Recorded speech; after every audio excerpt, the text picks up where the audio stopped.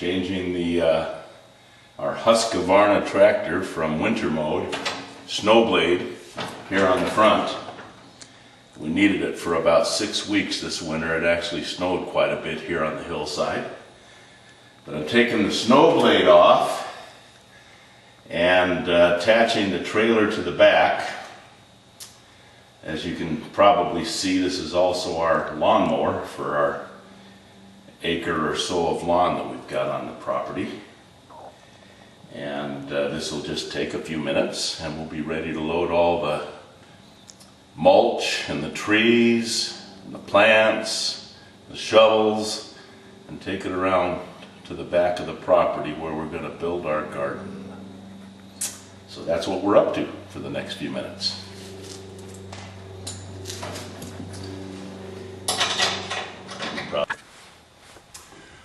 Okay, so now we've got the trailer attached to the tractor.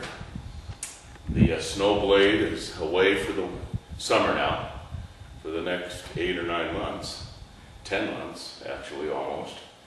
And I'm going to load the trailer with all of the compost and the trees that we're going to be planting today, and a few tools to go in.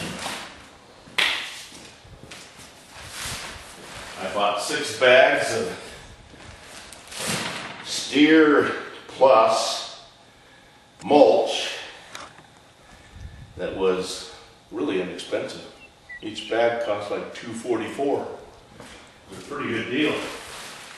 Some of the other stuff was upwards of $7, $8, $9, $11. So I'm pretty pleased with the purchase. Now the first tree here is our burgundy plum tree.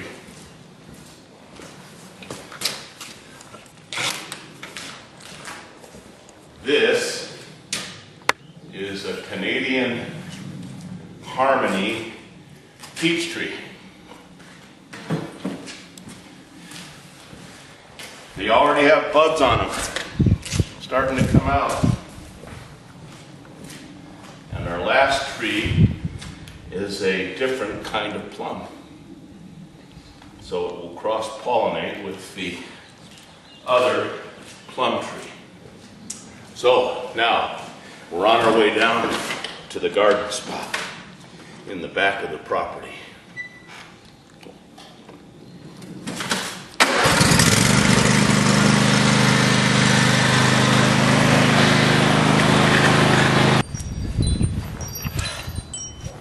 Well, it took about 20 minutes to dig the hole in this rocky ground for this first fruit tree that we're planting.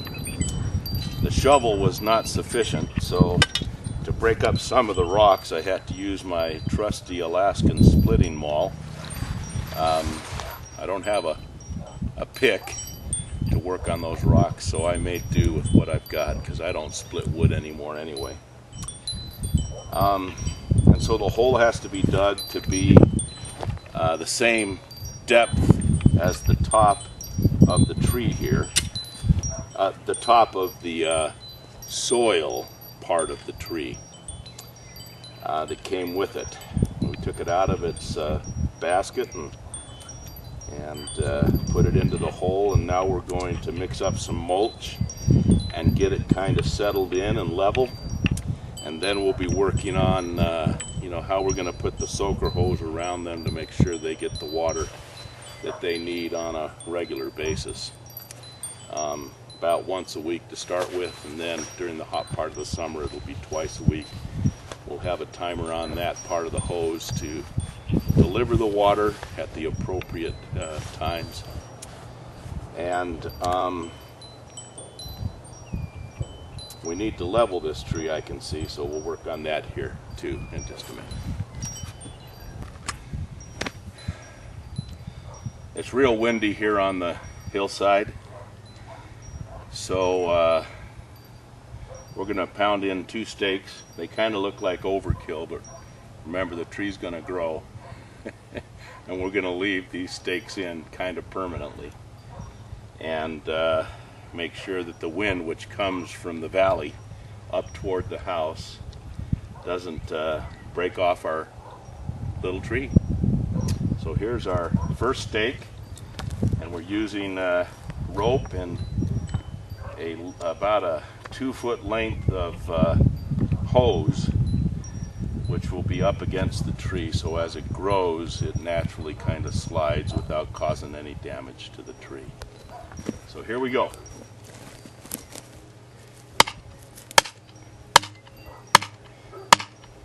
Okay. All right.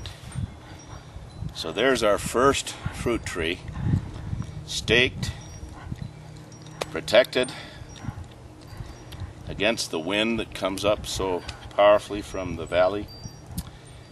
Our little hoses against the tree so that it doesn't damage the tree as it grows. And there we go. We'll just have to keep checking it to make sure that it looks like it's making good progress.